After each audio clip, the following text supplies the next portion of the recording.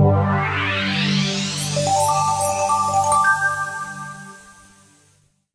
ke penyidikan, artinya sudah ada alat bukti yang mengarah kepada para pelaku. Tapi yang kami lihat bahwa perkara ini menyangkut badan hukum yang harusnya laporan di Krimsus Polda NTT itu harus dibuka kembali. Oleh karena itu kemarin ya kami dari kuasa hukum Ibu Rabaika secara resmi bersurat kepada Bapak Kapolda dan Bapak Kapolri ya untuk segera membuka kembali perkara yang sempat dihentikan di Kriminal Khusus Polda NTT. Kenapa demikian? Karena perkara ini adalah perkara yang berhubungan dengan badan hukum. Perlu saya jelaskan bahwa klien saya hampir 2 tahun lebih, hampir 3 tahun, mendepositokan uangnya di Bank Bukopin. Dia percaya bahwa dengan dia mendepositokan uang di Bank Bukopin akan dijamin uangnya dan aman. Faktanya berubah ketika klien saya mau menambah lagi 1 miliar untuk menjadi 3 miliar tabungan itu. Tabungan ditambah lagi jadi deposit menjadi 3 miliar. Kejadiannya harapan dari para klien kami uangnya akan aman di deposit Bank Bukopin. Faktanya uangnya raib. Dengan dugaan kita adalah adanya sindikat, adanya permufakatan jahat, ya. Bahkan ada konspirasi jahat yang menyebabkan uang 3 miliar klien saya sampai saat ini tidak pernah kembali. Tanggung jawab bank seperti apa?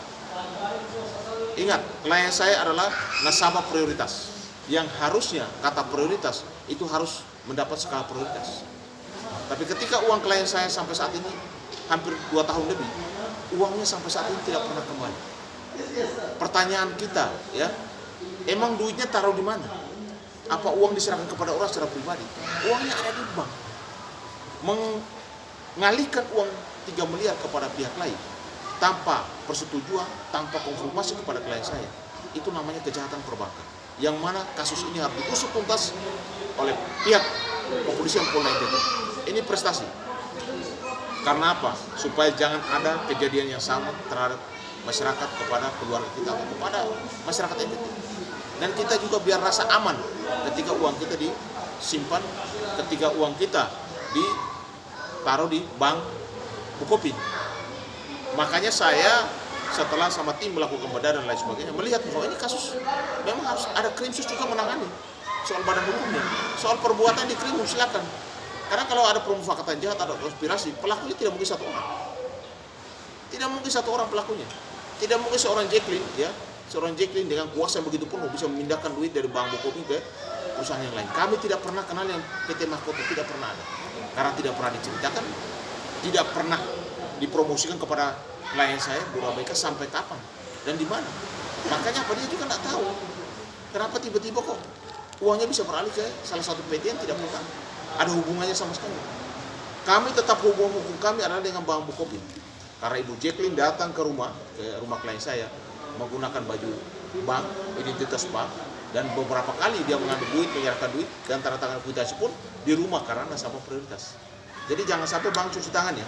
Saya ingatkan, bank jangan pernah cuci tangan. Karena ini berurusan dengan urusan bank. Ibu Jacqueline walaupun saat ini bank sudah keluarkan, tidak lagi bekerja di Bank Bukopin, bukan berarti urusannya adalah mengarah kepada Ibu Jacqueline saja. Tapi ini urusan ini tetap, kita minta tetap ini adalah tanggung jawab bank.